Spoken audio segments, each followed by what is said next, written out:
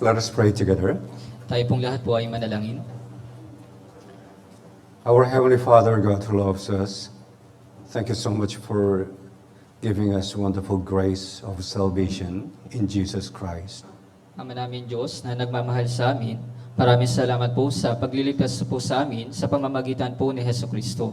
And we thank you that you have given us the chance to live with you in the church. At salamat din po sa pagbibigay po sa amin ng pagkakataon na mabuhay ka po na kasama ka sa loob po ng church. Lord God, we are waiting for the coming of our Savior Jesus Christ.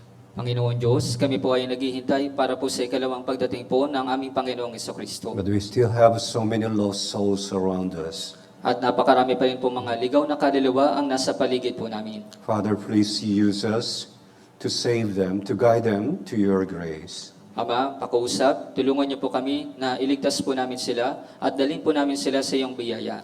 Let us be the light for them so that we may guide them to your way.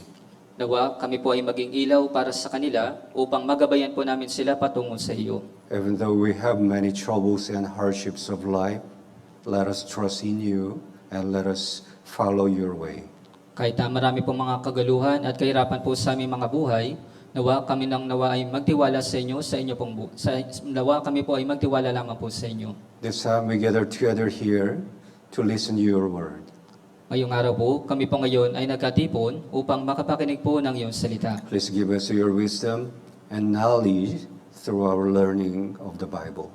Pakiusap, bigyan niyo po kami ng karunungan at ng kaalaman sa pamamagitan po ng pagkatuto sa Biblia. So that let us be equipped for your faithful soldiers. Upang sa ganoon, kami po ay maging handa bilang inyong mga sundalo. From the beginning to the end of this time, we rely on you. Magpasimula po hanggang sa matapos, kami lamang po ay aasa po sa inyo. We pray in the name of our Lord Jesus Christ. Ito po yung aming dinadalangin sa pangalan po ng Panginoong Jesucristo. Amen. Amen. Good morning, brothers and sisters.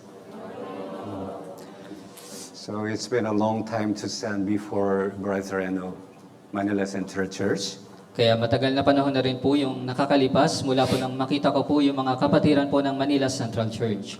I guess it was before pandemic, so delivering the message to Manila Central Church brethren. Kaya sa tingin ko po ay ito po yung panahon bago po yung pandemic nung huli po kong makapagdala ng mensahe para po sa mga kapatiran ng Manila Central Church. So I'm very happy to see so many brethren in Manila Central Church here today. Kaya masaya po ko na makita po yung napakaraming mga kapatiran dito po sa Manila Central Church ngayong araw. Okay, today we are going to meditate the words, Book of Psalm chapter 40. Kaya ngayong araw po, pagbubulayan po natin yung mga salita sa pamamagitan po ng Awit chapter 40. Chapter 40, from verse 1 to verse 5.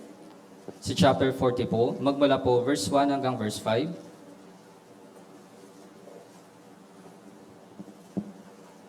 From verse 1 to verse 5, let us read together. Basahin po natin ito ng sabay-sabay. 3, 2, 1. Matyaga akong naghintay sa Panginoon, pumiling siya sa akin, at pinakinggan ang aking daing. Iniahon niya ako sa hukay ng pagkawasak, mula sa putikang lusak, at itinuntong niya ang mga paa ko sa isang malaking bato, at pinatatag ang aking mga hakbang. Nilagyan niya ng bagong awit ang aking bibig, isang awit ng pagpupuri sa ating Diyos. Marami ang makakakita at matatakot at magtitiwala sa Panginoon. Mapalad ang tao na kanyang ginawang tiwala ang Panginoon, na hindi bumabaling sa mga mapagmataas, pati sa mga naligaw sa kamalayan. Pinarami mo, O Panginoon kong Diyos, ang iyong mga kagilagilalas na gawa at ang iyong mga pag-aalala sa amin. Walang maaaring sa iyo ihambing. Kung aking ipahayag ang mga iyon at isasaysay, ang mga iyon ay higit kaysa mabibilang. So topic of today's sermon is waiting patiently. Kaya ang pamagat po ng ating sermon po ngayon ay matyagang naghihintay. So in our lives, there are so many hardships and troubles. Kaya sa ating pong mga buhay, napakarami pong mga kaguluhan at mga kahirapan. So through a few years, several years, I have experienced some hardships personally and even to the church. Kaya sa loob po ng ilang mga taon, nakaranas din po ko ng ilang mga kahirapan at mga kaguluhan. But through these hardships, I could understand His faithfulness and His goodness. Ngunit sa pamamagitan po ng mga kahirapan, naintindihan ko po yung kanyang kabutihan at katapatan. And I still continue to do the work of God, preaching the gospel in Philippines. At patuloy ko pong ginagawa yung gawain po ng Diyos sa pamamagitan po ng pangangaralang ebanghelyo dito po sa Pilipinas. Today, through Book of Psalm chapter 40, I'd like to learn the lessons, how to wait, and why we have to wait for the Lord. Kaya ngayon po, gusto ko pong matutunan po natin sa pamamagitan po nitong Awit chapter 40 kung paano po tayo dapat maghintay at bakit natin kailangan maghintay sa Panginoon. And in the Bible, there are many people who are waiting for the guidance and the work of the Lord. Kaya dito po sa Biblia, maraming tao po yung naghihintay po para po sa gabay at gawain po ng Panginoon. In the troubles and hardships of their lives, they are waiting for the guidance of the Lord. At sa kahirapan po at kaguluhan po ng kanilang mga buhay, hinihintay po nila yung gabay ng Panginoon. The people who say in the Bible, they are example of our lives. Kaya po yung mga ligtas po na tao dito po sa Biblia, sila po yung mga halimbawa sa atin pong mga buhay. Joseph, Moses, and many prophets in the Bible, and kings of Israel. Kaya si Jose, si Moises, at yung mga propeta po dito po sa Biblia, sila po yung halimbawa po sa atin. Disciples of Jesus Christ and apostles, they are also waiting for the guidance of the Lord in their hardships. Kaya maging yung mga apostol at yung mga alagad po ni Jesucristo, sila rin po ay naghihintay sa gabay ng Panginoon sa kanila pong mga kahirapan. Especially today, in these Bible verses, we are going to learn how and why King David was waiting for the Lord. Kaya lalong-lalo na po sa mga talata po nating pag-aaralan ngayon, matututunan po natin kung bakit at paano po naghihintay si Haring David sa Panginoon. And through his testimony, we are going to examine how he waited for the Lord and how God appears in him and guided him. Kaya sa pamamagitan po ng kanyang patotoo, aalamin po natin kung paano po siya naghintay sa Panginoon at kung paano po nagpakita sa kanya yung Panginoon. I like King David so much, so I choose my English name, David. Kaya gustong-gusto ko po si Haring David, kaya napili ko po at ito pong topic po na ito. So when I work in company, I was called as David. Kaya nung ako po ay nagtatrabaho sa kumpanya, tinatawag po akong David. But I think my life is not like David, but like Saul. Pero sa tingin ko po, yung buhay ko po ay hindi po kagaya ni David, kundi kagaya po ni Haring Saul. That's why I'd like to imitate the life of King David. Kaya gusto ko pong tularan yung buhay po ni Haring David. Okay, let's go back to the first Bible verse, verse 1. Balikan po natin sa ating pong unang talata, dito po sa verse 1. I waited patiently for the Lord, and He reached down to me and heard my cry. Matyaga akong naghintay sa Panginoon, kumiling siya sa akin at pinakinggan ang aking daing. Yes. I waited patiently. Matyaga akong naghintay. Yes.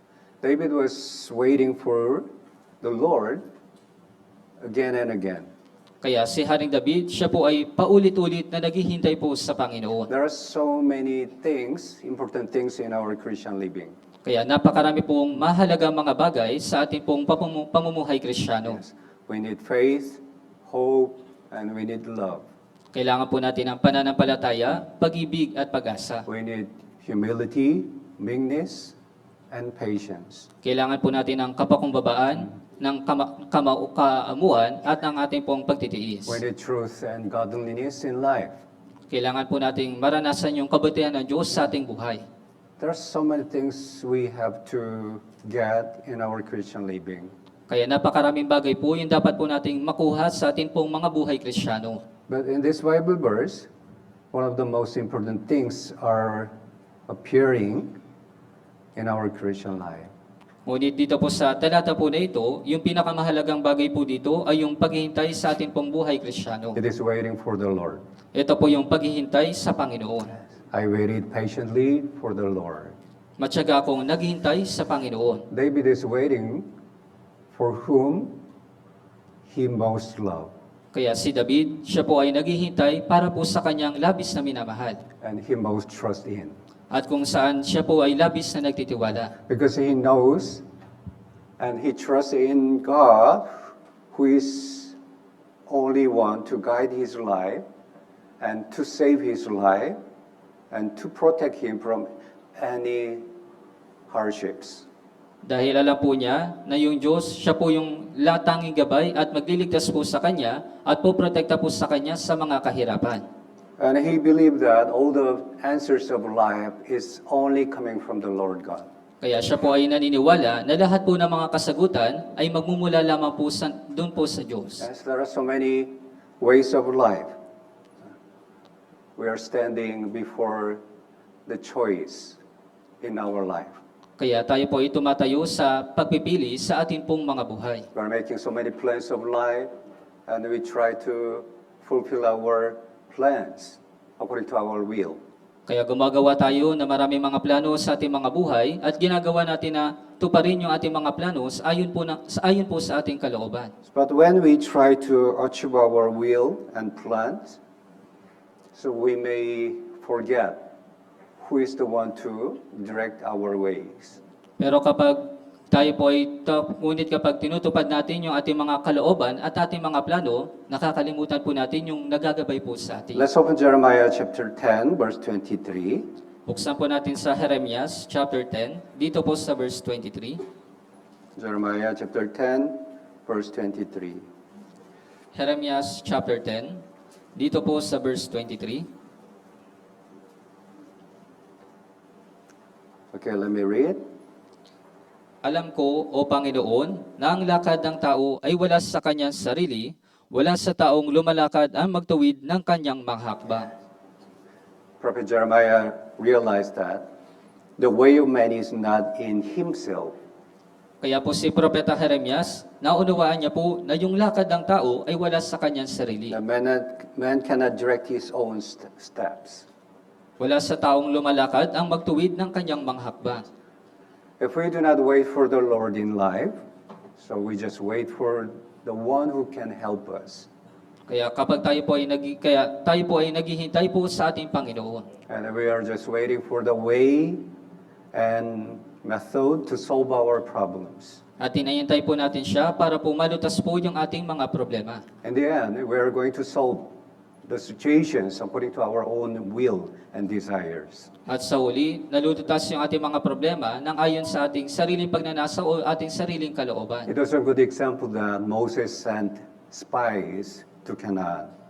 Kaya halimbawa po, si Moises at yung mga espiya po doon po sa Kanaan. Yes, even though they knew that Canaan was given to Israel nation, Kahit na alam po nila na yung Kanaan, ito po ay ibinigay na po sa bansang Israel. they were hesitating to enter Canaan. Kaya sila po ay nagdadalawang isip na pumasok doon po sa lupain ng But Kanaan. they tried to make sure if it is good to enter. Kaya gusto po nilang siguraduhin kung talaga bang maayos na pumasok doon po sa lupain ng Kanaan.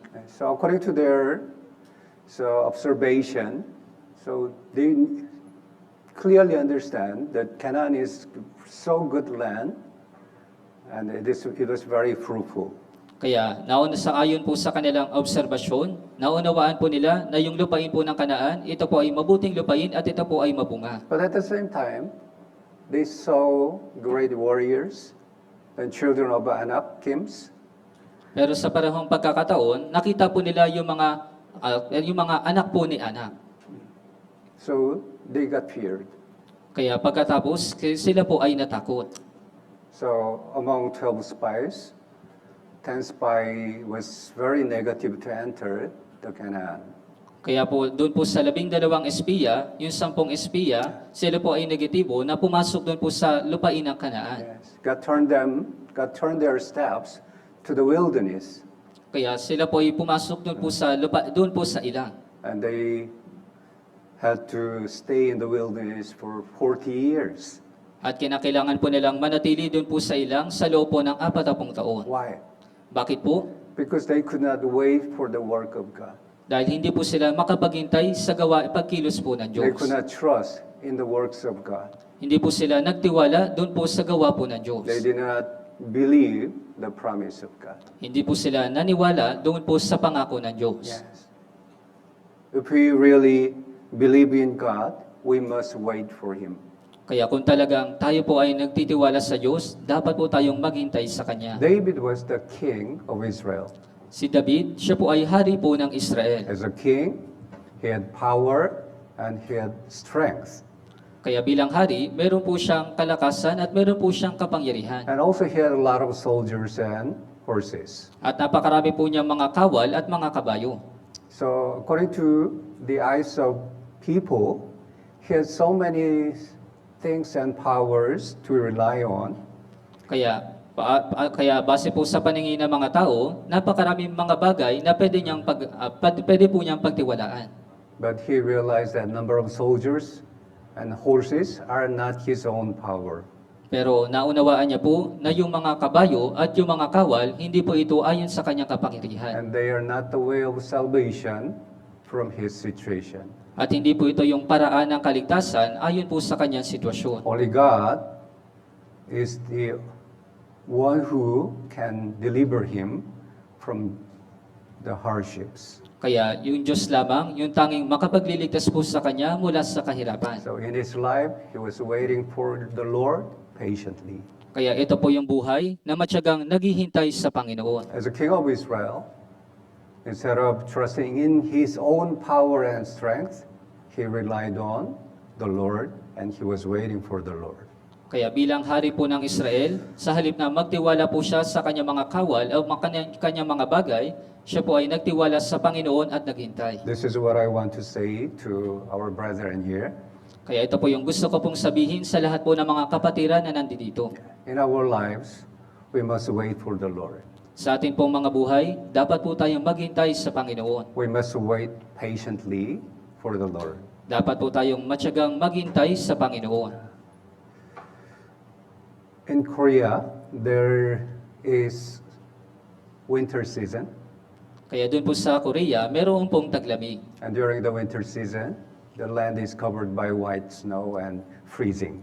At doon po sa Korea, kapag taglamig, nababalutan po ito ng mga yelo. But after this winter, the spring is coming and the trees give birth leaves and flowers. Ngunit pagkatapos po ng taglamig, nagkakaroon po ng tagsibol at nagkakaroon po ng mga dahon at mga bulaklak. Those who are waiting for the spring, experiencing freezing winter season, Kaya doon po sa naghihintay sa tagsibol, sila po ay dumaranas muna ng taglamig. the beautiful flowers is coming, so with the comforts of life.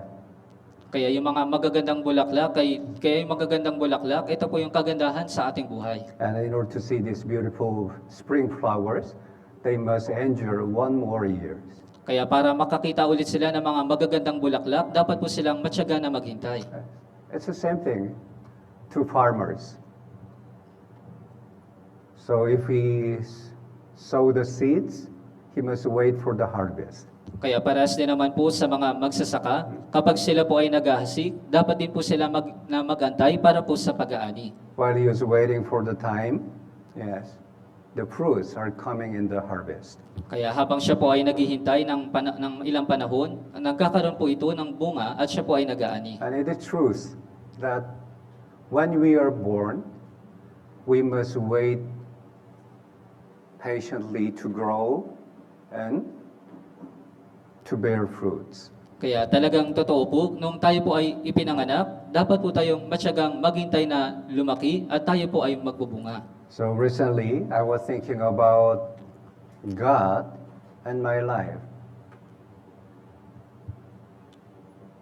Recently, I was thinking about my life and God. Kaya nito pong mga nakaraan, pinag-isipan ko po yung aking buhay at yung Diyos. God is eternal. Kaya yung Diyos siya po ay walang hanggan. So what is the meaning of eternity? Kaya ano po bang ibig sabihin ng walang hanggan? There's no beginning, Kaya there's no end. Wala po itong pasimula at wala din po itong wakas. But we are living in time, limited times.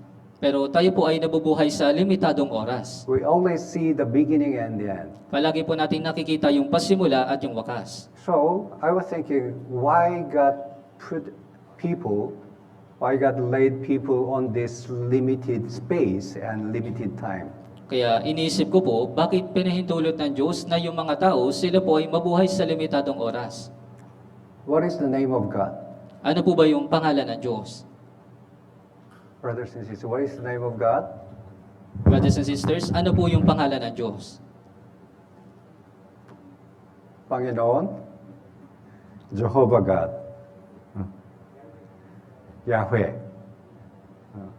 So the meaning is, I am that I am. Kaya ang ibig sabihin po, ako ay ang ako nga. Yeah. So it means there is no father, there is no mother, and he will never die. Ibig sabihin, walang tatay, walang nanay, at kailanman hindi po siya mamamatay. So he was in the beginning, Kaya siya po ay nasa pasimula pa lamang. and he is in the future. At siya rin po ay nasa hinaharap. Anytime, any places, God can appear, and then God knows everything. Kaya anumang oras, anumang sandali, yung Diyos ay magpapakita sa kahit na anumang bagay. But we are born in a certain time, and we are living present time, and we will die in the future. Pero tayo po ay nabubuhay sa tiyak na oras, sa kasalukuyang panahon, at kalaunan tayo po ay mamamatay sa hinaharap. And means we can understand something in this limited situation. Ibig sabihin, meron po tayong bagay na maintindihan sa ganito pong limitadong sitwasyon. In this limited time. In this limited time, we just partly, cracking. We just can understand partially about the wisdom of God. Kaya sa limitadong oras po na ito, maintindihan lamang po natin yung mga bahagya patungkol po sa Diyos. So it is really difficult to understand about the true meaning of eternity while we are living in this world. Kaya napakahirap pong maintindihan yung walang hanggan habang tayo po ay nabubuhay pa sa mundong ito. Maybe that is the reason many people cannot easily understand about the eternal redemption. Kaya marahil ito po yung dahilan kung bakit po marami mga tao hindi po nila maintindihan yung walang hanggang We katubusan. just simply understand God forgive our past, present, even future sins. Kaya simple lamang natin itong naintindihan na yung kasalanan natin sa nakaraan, kasalukuyan natin naharap ay napatawad na. But it is just a way of explaining the meaning of eternal redemption. Pero isa lamang po ito sa simpleng pagpapaliwanag na patungkol po sa walang hanggang katubusan. We to better understand perfect redemption. Kaya kailangan po nating maintindihan yung perpektong katubusan. Anyway, in this limited time space, we are born and we are growing and we will live and die. Kaya ngunit gagayon pa man po sa ating pong panahon, tayo po ay nabubuhay sa limitadong oras at tayo po ay lumalago at nabubuhay at kalaunan tayo po ay mamamatay. So then why God put people in this limited time space? Kung ganoon, bakit ba inilagay ng Diyos yung tao dito po sa limitadong oras? Because we are not perfect. Dahil hindi po tayo perpekto. But we have to learn about His perfectness. Pero kailangan po nating matutunan yung kanyang pagiging perpekto. So the time is the way to understand His perfectness. Kaya po yung oras, ito po yung paraan para maintindihan po natin yung kanyang pagiging perpekto. From a seed, we are expecting many fruits. We can expect many fruits from a seed. Kaya mula po doon sa binhi, maaari po tayong umasa na magkakaroon po ito ng bunga. But we have to consider the time to grow. Pero kailangan po natin isaalang-alang yung panahon ng kanyang paglago. So the seed is sowed on a ground through the time. It grows Kaya po yung binhi, ito po ay ibinabaon sa lupa at kailangan po ito ng panahon upang lumago. And someday it will bear fruits. At kalaunan, ito po ay magkakaroon ng bunga. And it is very natural. At ito po ay talagang natural. When a baby is born, yeah, he must grow and he will learn and he will become adult. At yung sanggol, kapag siya po ay ipinanganak, siya po ay lalaki at siya po ay matututo at siya rin po ay tatanda. So without time, it cannot be achieved. Kaya kung wala po yung oras, hindi po ito matutupad. So God would like to teach us His perfect appearance through the time. Kaya yung Diyos, gusto niya pong ituro po sa atin yung kanyang perpektong pagkapakita sa atin pong oras. I remembered Manila Center Church was in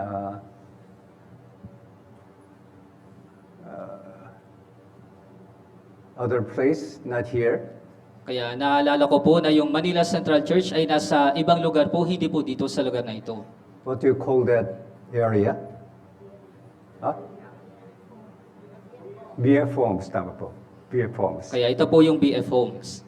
And then gate number was, is there anyone who can remember the gate number of BF Homes? Kaya meron po ba sino man yung nakakaalala ng gate number na yon nung doon po sa BF Homes? So I saw the first minister of Manila Center Church on the pictures on the stair. Kaya nakita ko po yung litrato ng unang minister ng Manila Central Church doon po sa hagdan. At the time, so most of the members are Koreans, Ang mga oras po na yun, karamihan po sa mga miyembro ay mga Korean. and we did not have many brethren, Filipino brethren. At wala po kaming mga kapatiran ng mga Pilipino. And God prepared this place so that brothers and sisters can abide and preach the gospel. At kalaunan, yung Diyos po ay naghanda ng lugar po na ito upang makapanatili po at makapangaral po ng Ebanghelyo yung mga kapatiran. And this place is narrow, so God allow us to extend this venue for His glory. At kalaunan, dahil yung lugar po na ito po ay naging makipot, kaya ito po ay in-extend yung ating venue. I came to Philippines 2011. Kaya dumating po ako sa Pilipinas noong 2011. It's been 14 years already. Kaya 14 na taon na po yung lumilipas.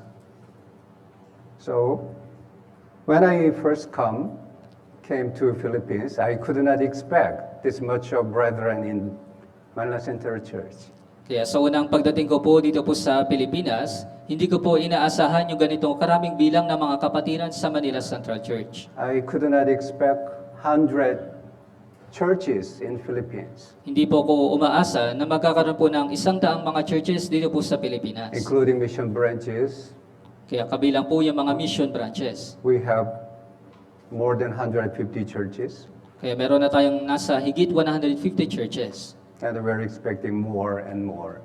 At tayo po ay umaasa na mas higit at higit pa. And through the time, because through the time, we have experienced the work of God in us. At sa pamagitan po ng oras, ipinapakita po natin yung gawain ng Diyos sa pamamagitan po natin. So now, I can expect the greater work of the Lord in us. Gayunpaman po, umaasa po ko sa dakilang gawa po ng Diyos sa pamamagitan po natin. First, my ministry was in Ortigas Church. Kaya po yung una kong ministeryo ay doon po sa Ortigas Church. So I remember that time, I only have 5 Filipino brethren and 6 Chinese brethren. Kaya naalala ko po na mga oras po na yun, meron naman po akong 5 Pilipino na mga kapatiran at 6 po na Chinese na mga kapatiran. And 15 Korean brethren. At meron pong 15 na Korea na mga kapatiran. As a missionary, I was thinking I have to evangelize Filipino brethren. Kaya bilang isang misyonaryo, iniisip ko po na kinakailangan ko pang mas mag-evangelize sa mga Pilipino. And it was so hard to evangelize Filipinos in the very prospered city of Philippines. Kaya napakahirap po mag-evangelize sa mga tao sa isang lungsod po o sa isang lugar na masagana. So for several years, almost I was crying to find a way to evangelize Filipinos. Kaya sa loob po ng ilang mga taon, ako po ay talagang umiiyak para makapag-evangelize po ng mga Pilipino na kapatiran. But it was so difficult. Pero talagang ito po ay naging napakahirap. When the number becomes 10, I was so happy. Kaya nung naging 10 na po yung membro, ako po ay talagang naging masaya. And then it becomes 20, At 40.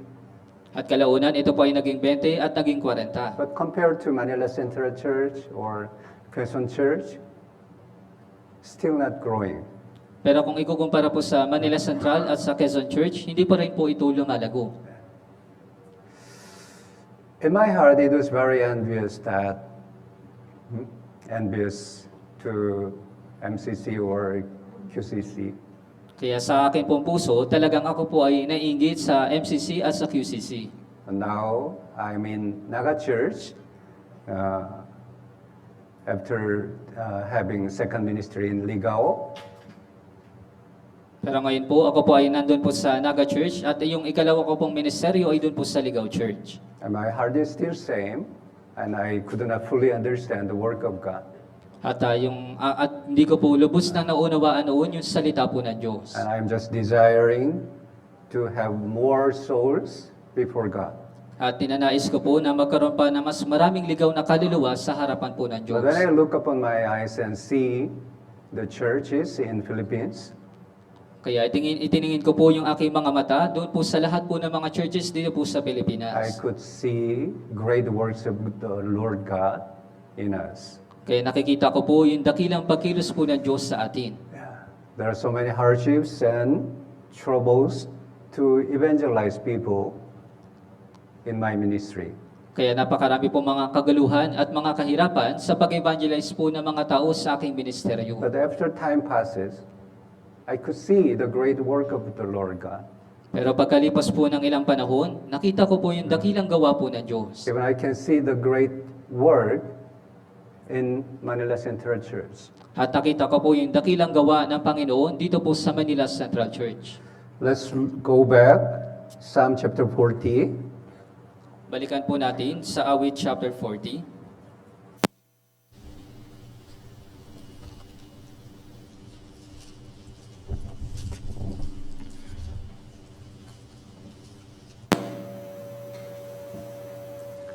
Verse 2. Dito po sa verse 2. Let me read.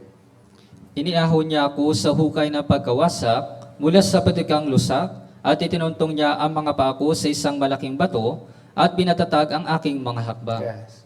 David felt that he was in the horrible pit or in the miry clay. Kaya po si Haring David, naramdaman niya po, naranasan po niya na siya po ay nasa hukay na ng pagkawasak. But he had experienced that God laid him from the pit, horrible pit, and from the miry clay. Pero si Haring David, naranasan po niya na yung Diyos, siya po ay iniahon doon po sa hukay ng pagkawasak. Yes, please try to read Book of Psalms, especially the Psalm of David. Kaya pakiusap, basahin niyo po itong aklat ng mga awit, lalo na po dito kay Haring David. And you may learn how much he cried out in his miserable situations.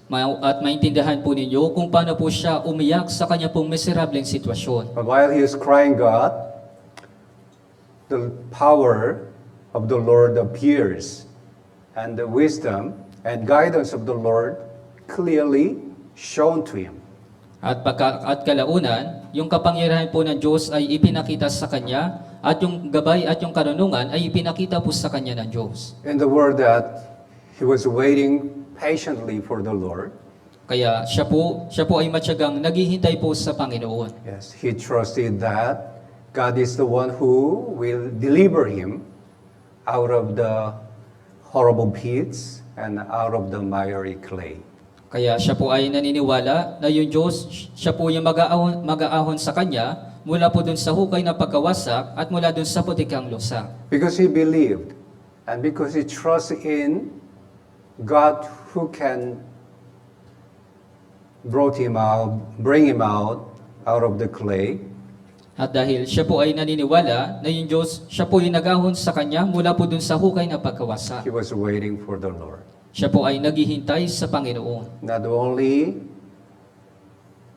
bring him up out of the pit, but also he laid his feet on the solid ground. Kaya hindi lamang po siya iniahon mula po dun sa hukay na pagkawasak, kundi itinuntong po niya yung kanyang mga paa dun po sa isang malaking bato. Lord God set my feet upon a rock, At itinuntong niya ang mga paa ko sa isang malaking bato. and He established my steps on the rock.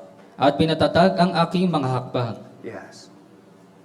King David trusted in the Lord. He's the only one who will deliver him out of the miserable hardships and troubles.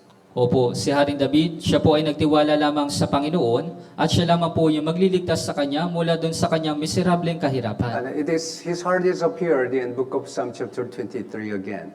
At yung kanya pong kahirapan ay muli pong nagpakita doon po sa awit chapter 23. Let's open the Bible, Psalm chapter 23, Buksan po natin sa mga awit chapter 23. verse 1. Dito po sa verse 1, The Lord is my shepherd. ang Panginoon ay aking pastol. Yeah. The Lord is my shepherd. Ang Panginoon ay aking pastol. So we remember these words and we meditate this word in life. Kaya naalala po natin yung talata na ito at pagbubulayan po natin yung talata na ito sa ating buhay. But without being a sheep, we cannot understand this word. Pero kung wala po yung tupa, hindi po natin maintindihan yung talata po na ito. Imagine that you are a sheep. Kaya isipin po ninyo na kayo po yung tupa. Who will feed you? Sino po yung magpapakain sa inyo? Who will lead you to the green pasture? Kaya sino po ba yung maggagabay po sa inyo doon po sa mabuting pastulan? The shepherd. Siya po yung pastol. The shepherd is the one who will lead sheep, guide sheep, and feed sheep. Kaya yung pastol, siya po yung gumagabay at siya po yung nangunguna doon po sa mga tupa. Yes. When sheep was led by shepherd, they can eat the green grasses. Kaya kapag yung tupa po ay pinapatnubayan po ng pastol, sila po ay kumakain po ng mga damo. They can drink water. Maaari po silang uminom ng tubig. So wherever they go, they need shepherd. Kaya saan man po sila pumunta, kinakailangan po nila yung pastol. If the shepherd goes, they must follow him. Kung saan man pumunta yung pastol, kailangan po nilang sumunod. If the shepherd stay, they must stay, and they are enjoying green grasses. At kapag nananatili po yung pastol, kailangan po nilang manatili at sila po ay nagiging masaya doon po sa mga damo. Yes, they are only looking for the shepherd. Opo, hinahanap lamang po nila yung pastol. Without understanding this situation, maybe this word does not touch your heart. Kaya kung wala po yung pagkaunawa sa ganito pong sitwasyon, hindi po nito maantig yung inyong puso. Yes, the sheep can be satisfied and with the shepherd only. Kaya po yung tupa, maaari lamang po siyang masiyahan doon lamang po sa We pastol. must be satisfied with the Lord only. Kaya dapat lamang po tayong masiyahan sa ating Panginoon. Let's read verse 4 together. Basahin po natin ang sabay-sabay dito po sa verse 4. 3, 2, 1. Bagaman ako'y lumakad sa libis ng lilim ng kamatayan, wala akong katatakutang kasamaan, sapagkat ikaw ay kasama ko, ang iyong pamalo at ang iyong tungkod, inaaliw ako ng mga ito.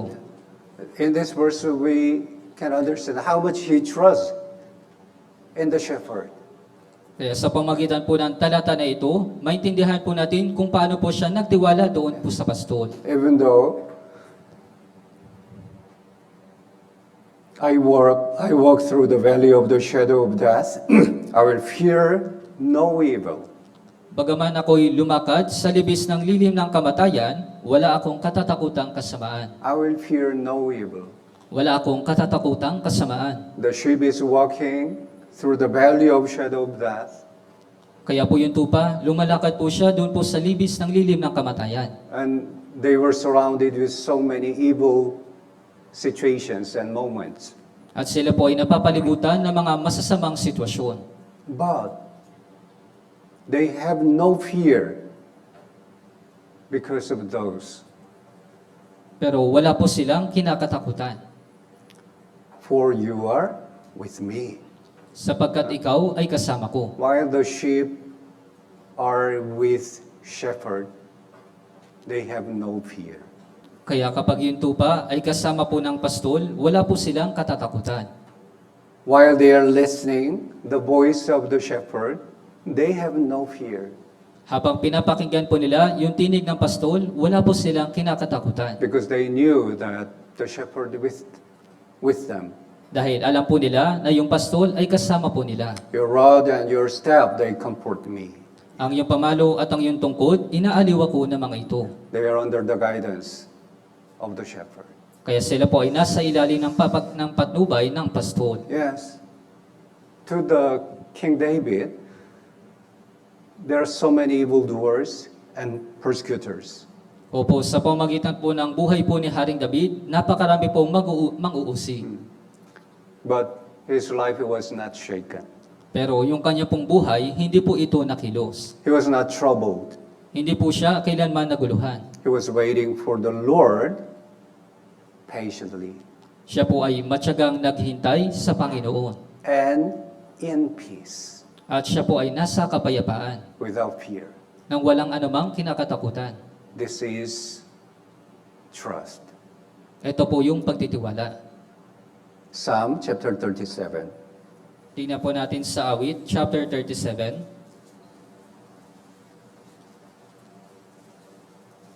Let us read from verse 1 to verse 6.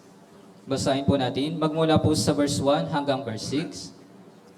1, 2, 3. Huwag kang mabalisa dahil sa masasama, huwag kang managhili sa mga masama ang gawa, sapagkat gaya ng damo sila'y dagling maglalaho, at gaya ng lunti ang halaman, sila'y matutuyo. Magtiwala ka sa Panginoon at gumawa ka ng kabutihan, upang ikaw ay makapanirahan sa lupain at magtamasa ng katiwasayan.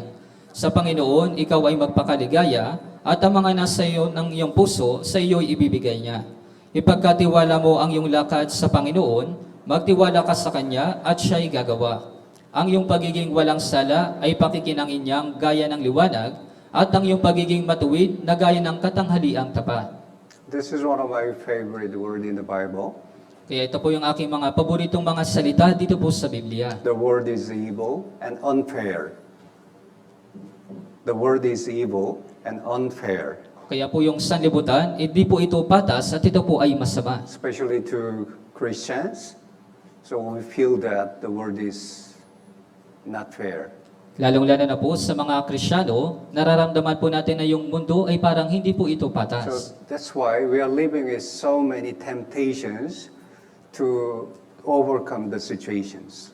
Kaya nga po, tayo po ay nabubuhay sa napakarami mga tukso at para po mapagtagumpayan yung mga ganito pong sitwasyon. Yes, there are so many ways to escape from the sufferings and from the hardships. Kaya meron po mga paraan para makatakas po sa mga kahirapan at mga tukso. And we feel that the temptations are so sweet. At nararamdaman po natin na yung tukso ay napakatamis. But we should not envy the people who are in success with evilness, Pero hindi po dapat tayo na mainggit sa mga tao na natatagumpay sa kasamaan. nor we should not complain those who are judging us unfairly. At hindi po dapat tayo magreklamo doon sa mga taong humahatol po sa atin ng hindi patas. Verse 4, Dito po sa verse 4, delight yourself also in the Lord. sa Panginoon, ikaw ay magpakaligaya. Even in this unfair world, unjust world, we must delight. We must delight with evil people who are persecuting us.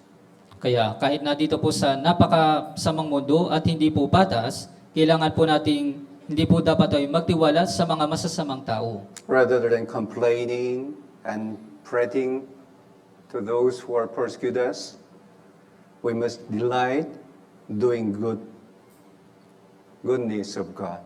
Kaya sa halip na magreklamo doon sa mga taong humahatol sa atin ng hindi patas, sa halip ay dapat po tayong magtiwala sa kabutihan ng Diyos. Let me read verse 3 again.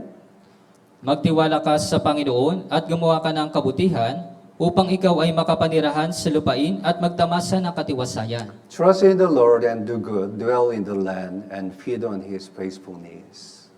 Yes, do good. We must do good. Kaya gumawa ka ng kabutihan, dapat po tayong gumawa ng kabutihan. While we are trusting in the Lord, we must do good. This is what we have to do. Habang tayo po ay nagtitiwala sa Panginoon, dapat po tayong gumawa ng kabutihan. Ito po yung dapat po nating gawin. Even though we are facing unfair situations or we are facing evil persecutors, Kahit na humaharap po tayo sa mga hindi po patas na sitwasyon at mga masasama na humahatol po sa atin. we must do good. The good work of God. Dapat po tayong gumawa ng kabutihan ng gawain po ng Diyos. Yes. Good does not mean that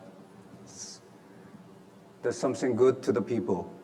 Kaya yung kabutihan, hindi po ito sa paggawa lamang ng kabutihan sa mga tao. Do good means that do the work of God. Kaya ibig sabihin ng kabutihan, ito yung paggawa ng gawain ng Diyos. Do the will of God in His time. Ang paggawa ng kalooban ng Diyos sa kanyang oras. This is what we have to do. Ito po yung dapat po nating gawin.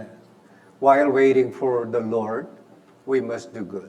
Habang tayo po ay naghihintay sa Panginoon, dapat po tayong gumawa ng kabutihan. We must preach the gospel. Dapat po nating ipangaral yung ebanghelyo. We must love one another. Dapat po nating ibigin yung isa't isa.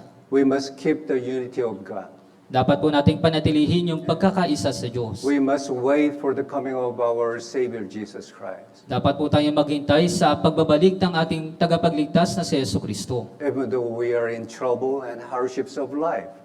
Kahit na tayo po ay nasa kahirapan at kaguluhan ng ating buhay. King David said, I waited patiently for the Lord.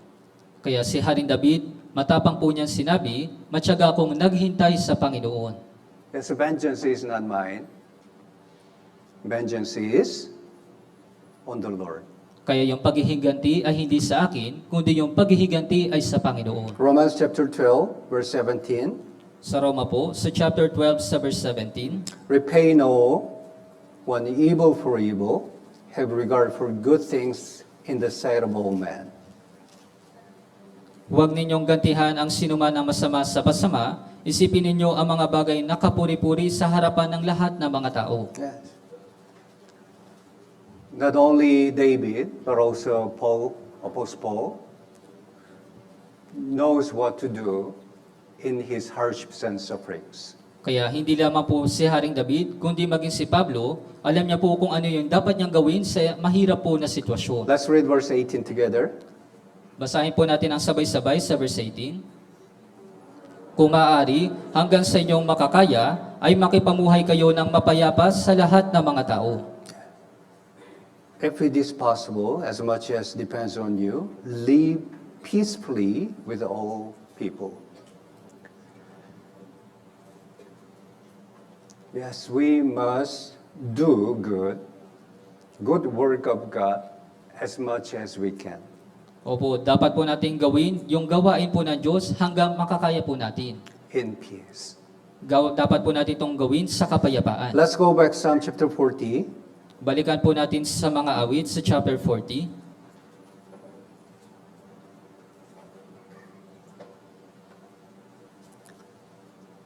Verse 40.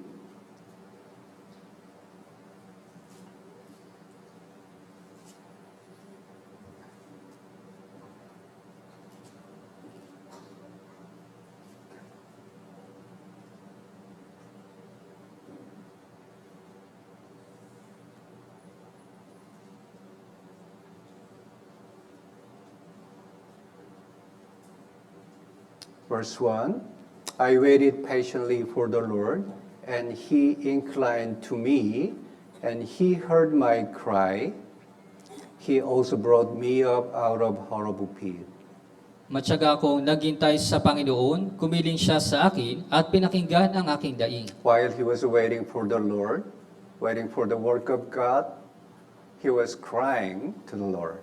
Kaya habang siya po ay naghihintay sa Panginoon, sa pagkilos po ng Diyos, siya po ay umiiyak sa Panginoon. So while we are waiting for the Lord, yes, we have to take the times to pray to God, to cry to God. Opo, habang tayo po ay naghihintay sa Panginoon, dapat po tayong umiyak sa Diyos, dapat po tayong manalangin sa Diyos. And even though we feel that the answer is delayed, we must wait patiently. At sa tuwing nararamdaman natin na yung kasagutan ay naaantala, dapat po tayong matyaga na maghintay. While we trust in the Lord, He will fulfill His will. Habang tayo po ay nagtitiwala sa Panginoon, tutuparin niya po yung kanyang kalooban. We have trust way of our life to the Lord. Dapat po nating ipagkatiwala yung ating mga buhay sa Panginoon. When we live our lives trusting in Him perfectly, so we can expect His guidance. Kaya sa tuwing tayo po ay nagtitiwala sa Kanya, sa Panginoon, maaari tayong makaranas ng Kanyang gawain. Try to feel the peace of the sheep whom they follow shepherd. Kaya dapat po ninyong panatilihin yung kapayapaan, kagaya po ng tupas doon po sa pastol. We are His sheep and He is our shepherd. Kaya tayo po yung kanyang mga tupa at siya po yung ating pastol. The sheep does not know where to go. Kaya yung tupa, hindi niya po alam kung saan po siya pupunta. So what they have to do is following the shepherd. Kaya yung kinakailangan po nilang gawin ay sumunod lamang doon po sa We pastol. learn that we are His own sheep and He is our shepherd. Kaya natutunan po natin na tayo po yung kanyang mga tupa at siya po yung ating pastol. But when you face troubles and hardships, we try to solve by ourselves and find a way to escape. Pero sa tuwing tayo po ay humaharap sa mga problema at mga kahirapan, sinusubukan nating gamitin yung ating sarili na tumakas po sa mga kahirapan. But when we are surrounded with so many troubles and hardships of life or in our ministry, it is the time to wait for the Lord, praying to God.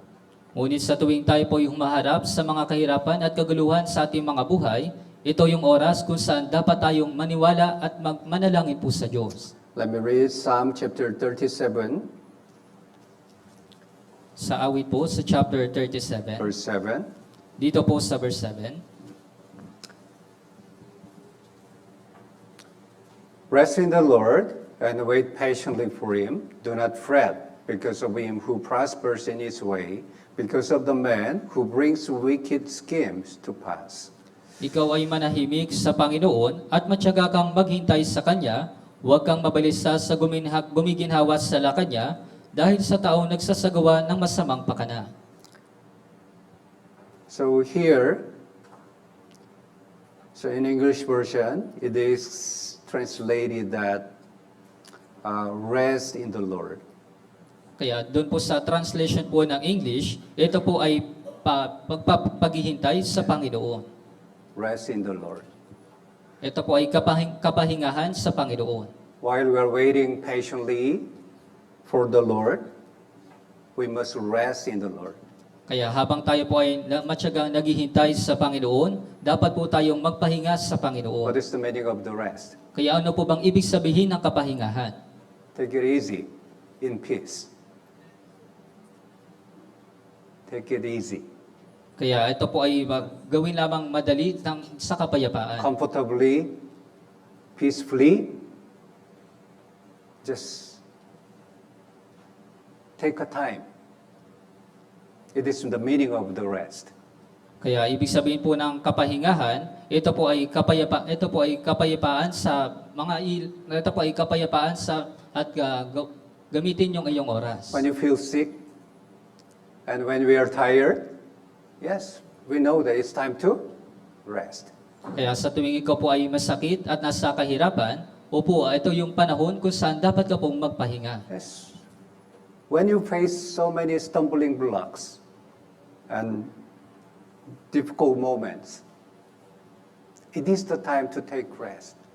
Kaya sa tuwing ikaw po ay humaharap sa mga mahihirap po na sitwasyon, ito po yung panahon kung saan dapat ka pong magpahinga. It doesn't mean that nothing to do.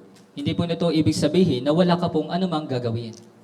It means that we must wait for the Lord. Ibig sabihin, dapat po tayong maghintay sa Panginoon. We must stand still and cry to God and wait for Him. Dapat po tayong tumayong matatag at maghintay at umiyak po sa Diyos. Yes. While Apostle Paul was living and doing his ministry until he died, Kaya Kaya si Apostol Pablo, siya po ay gumagawa po sa kanyang ministeryo hanggang sa araw po na siya po ay mamatay.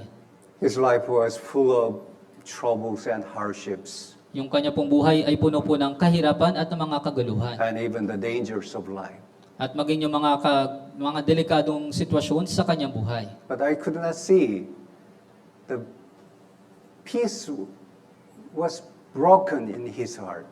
Pero hindi ko po nakita na yung kapayapaan ay nasira po sa kanyang puso. Even in the prison, he was singing hymns to the Lord. Kahit na siya po ay nasa kulungan, siya po ay umaawit ng papuri sa Panginoon. While he was singing hymns, it was affected to the prisoners, and they were saved. At habang siya po ay umaawit ng mga papuri, ito po ay naapektuhan dun po sa mga nasa kulungan at sila po ay naligtas. As children of God, if we trust our Lord God, whom saved us, yes, our peace should not be broken. Kaya bilang mga anak ng Diyos, dapat po tayo magtiwala sa ating tagapagligtas at yung kapayapaan po natin ay hindi masisira. Even though we are surrounded with evil persecutors, or even the financial difficulties of life, Kaya kahit na napapalibutan po tayo ng mga masasama ng ating taga-usig, we have to know that it is time to take a rest in the Lord. ito po dapat po nating malaman na ito po yung panahon na dapat po tayong magpahinga sa Panginoon. Waiting for Him, praying to Him in peace. Maghintay sa Kanya, manalangin sa Kanya sa kapayapaan. Psalm chapter 38, verse 21 and 22 is the prayer of David. Kaya dito po sa awit, chapter 38, sa verse 21 at 22, ito po yung panalangin ni Haring David. Let me read. O Panginoon, huwag mo akong pabayaan. O Diyos ko, huwag mo akong layuan. Magmadali kang ako'y tulungan. O Panginoon, aking kaligtasan. Like this prayer, he was walking with the Lord, and he was living a life waiting for the hands of God always. Kaya sa kanya pong panalangin, siya po ay lumalakad, siya po ay naghihintay sa Panginoon at naghihintay na siya po ay iligtas. And he believed that the Lord God is only deliverance from his hardships and troubles of life. At dapat po tayong maniwala na yung Diyos lamang yung magliligtas po sa atin mula po sa magulo at kahirapan po ng ating buhay. Yes. If you are surrounded with many troubles and difficulties of life, or persecutions while you're evangelizing people, Kahit na kayo po ay napapalibutan ng mga taga-usig ng mga tao at kayo po ay sa tuwing kayo po ay nag-evangelize sa mga tao, do not fear, because it is time to rest, time to pray to God. huwag po kayong matakot dahil ito yung panahon na dapat kang magtiwala at magpahinga sa Panginoon. Psalm chapter 40 again, Muli po sa awit chapter 40, verse 5. dito po sa verse 5, Let's read together.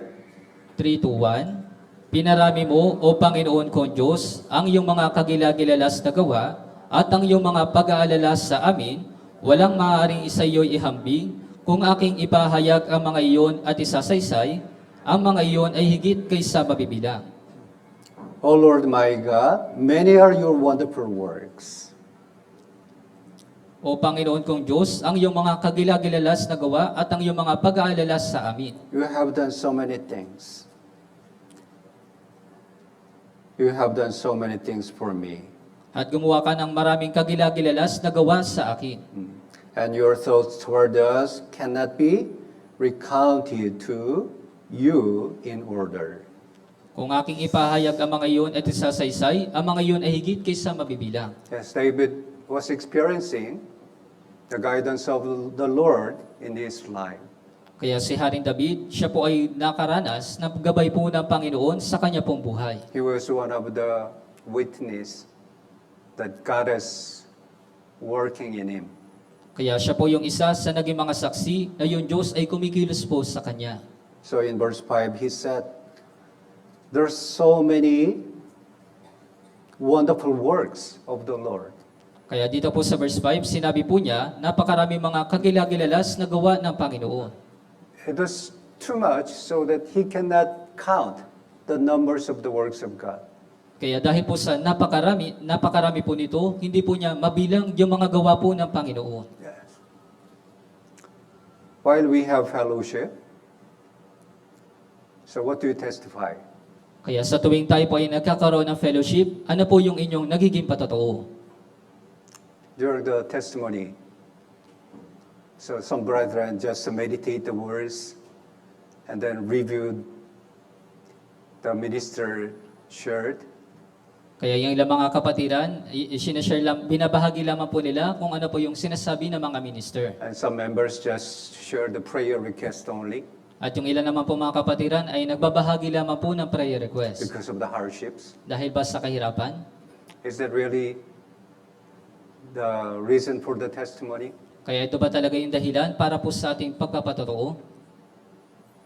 Why you do not have something to tell to brothers and sisters? Kaya bakit wala kang masabi sa harapan ng mga brothers and sisters?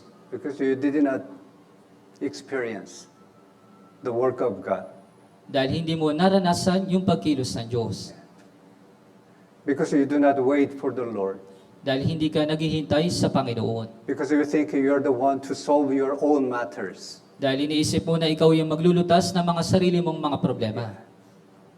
We have to know we cannot direct our own steps. Kailangan po nating malaman na hindi po natin kayang ituwid yung ating mga hakbang.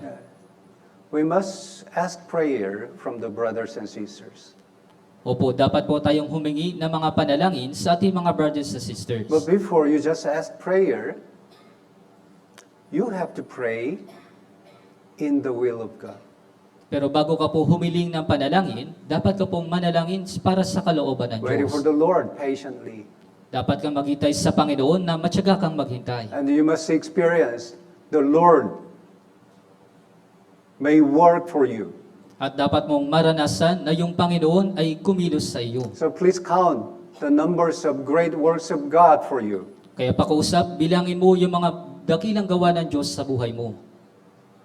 Unlike David, yes, we still can count the works for the Lord, works of the Lord.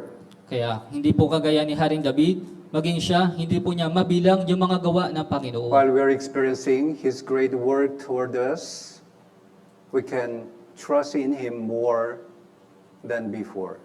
Kaya habang nararanasan po natin yung mga dakilang gawa niya sa atin, tayo po ay masigit na magtitiwala sa Kanya. Then we may feel that we are in the pit of horrible, we are just falling into the horrible pit or miry clay. We can stand still, waiting for the Lord, praying to God. Kaya sa tuwing tayo po ay nasa hukay na pagkawasak, tayo pa rin po ay tatayong matatag at matyagang maghihintay sa Panginoon. Just imagine the ship was just falling into the pit, Kaya isipin po ninyo na yung tupa, siya po ay nandun sa hukay na pagkawasak. and he could not escape from the pit. At hindi po siya makatakas doon po sa hukay. So he's just staying there, crying to shepherd. Kaya kung ganoon, siya po ay nananatili lamang doon at umiiyak po siya doon po sa pastol. And sooner or later, the shepherd is coming and he is delivering the sheep. At kalaunan, yung pastol, siya po ay dadating at ililigtas po niya yung tupa. Yes, rest in peace. Kaya magpahinga doon sa kapayapaan. We just use this word during the funeral, Kaya ginagamit lamang po natin ito sa tuwing paglilibing. like the dead, Kaya kagaya po ng mga patay. when we are troubled. Kaya sa tuwing nasa kaguluhan, Rest in peace, kaya magpahinga po kayo sa kapayapaan. and he will deliver us. At kapag katapos, tayo po ay kanyang ililigtas. This is our trust. Ito po yung ating pagtitiwala. This must be our faith. Ito po yung dapat ng ating pananampalataya. Yes. So I hope all brethren here must have the same faith of King David. Kaya ako po ay nananalangin na lahat po ng mga kapatiran na nandito ay magkaroon po ng pananampalataya katulad po ni Hari David. And we can be strengthened and we can be equipped for his good work. At pagkatapos, tayo po ay maaring magamit para po sa kanyang gawain. Yes. Wait. Wait patiently. Matyaga na maghintay. Yes. And He will do His work. At pagkatapos, gagawin niya po yung kanyang kalooban. Let's pray. Tayo pong lahat po ay manalangin. Our Heavenly Father, God who loves us, thank you so much for giving the word that we have to keep that in mind. Ama namin Diyos na nasa langit, maraming salamat po sa pagbibigay po sa amin ng iyong salita na dapat naingatan po namin sa aming mga puso. As David trusts in you and wait for your guidance, let us have same heart and same mind so that we may wait for you until your time.